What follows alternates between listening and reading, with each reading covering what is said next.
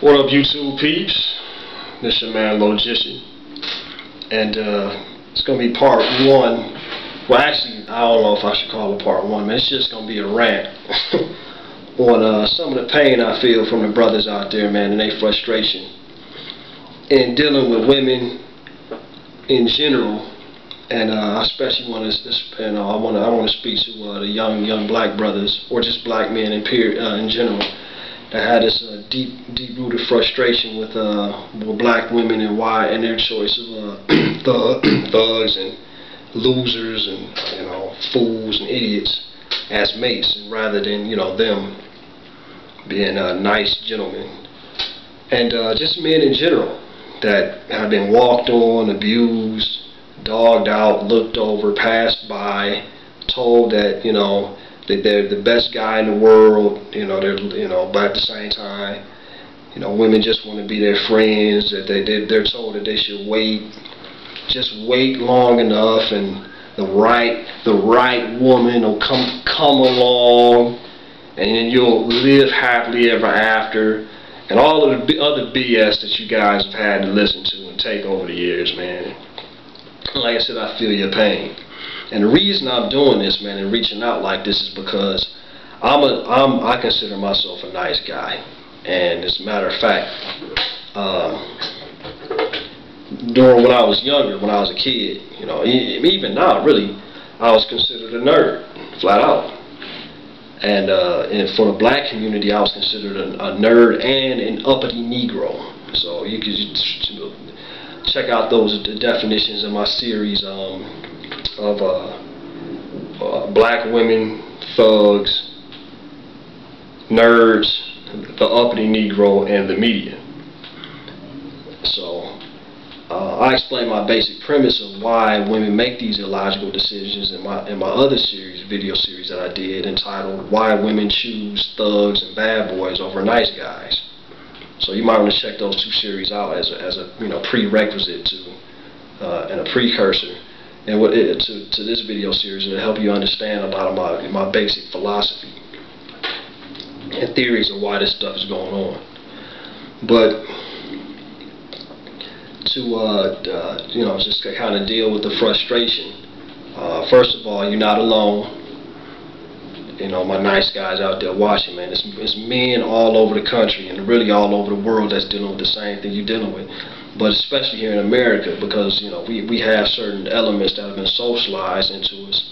We've been lied to. For example, being a gentleman, being trying to be romantic, and all this other kind of stuff, man. And what it really does is it emasculates you as a male and puts the female up on a pedestal as if she's some type of goddess or something. And women instinctively, even though we're all socialized in this manner, women instinctively don't like that, because men are supposed to be dominant and women are naturally submissive to men. So when a man makes himself submissive to a woman, her basic genetic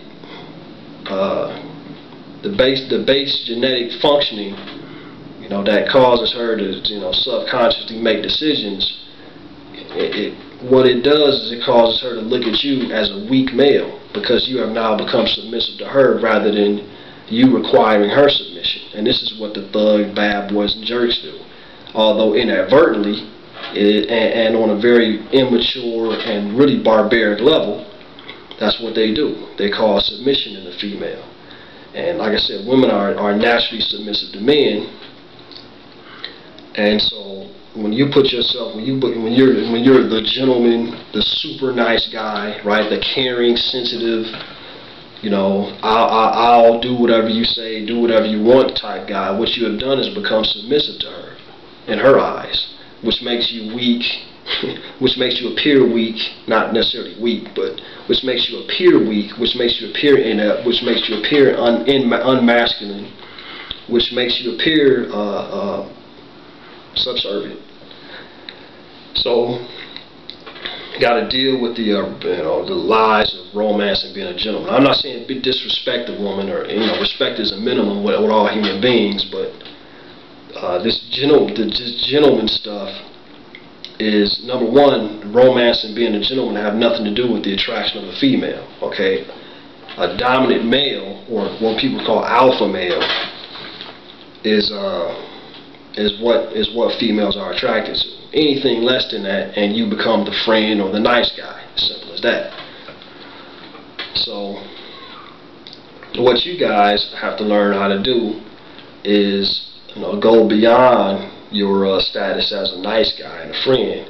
Move beyond the status of the thug and the jerk, and into the status of what I call the universally attractive man. Okay, so the problem with the nice guys is that you end up being submissive to her. She tells you, to hold my coat, or tells you to go pick her something up or something, like you buying her gifts and, doing all, taking her out, spending money on her, listening to her side stories of how the jerk, and the bad guy and the thug, had sex with her and then didn't call her no more. You've become submissive to her. You are responding to her emotions. The thug elicits or activates her emotions. So you have to get on the other side of responding to her emotions to activate her emotions. But the thug does this in a very, like I said, immature, ignorant, and barbaric way. So you have to rise above both of those, the status of the nice guy and the thug or bad boy, to the level of the universally attractive man. Now women, they say they like the bad boys or the thugs or whatever because they're more, because they feel like, they feel safer with them. They feel like they can protect them. And I talked about this in my other videos, how this is an illogical statement, because, they're the ones that are abusing women. They're the ones stealing from them, lying to them, spending their money, beating them down, dogging them out, cheating on them verbally, physically, and emotionally abusing them. So who is he protecting you from if he's the one that's doing all this stuff on you? So that's an illogical statement right there. So the universally attractive man, the quality that he has is authority. Okay, the dominant male has authority, and this is the highest trait in that males can exhibit. Not being physically aggressive, not being overtly threatening, right, or not just being nice and responding to her emotions, is having authority. And the reason this is if you look at Barack Obama, right, women around the world, he's a universally attractive man, okay, women around the world, China, all these other countries, man, love Barack Obama. And here's why. Barack Obama exhibits authority. Simple as that.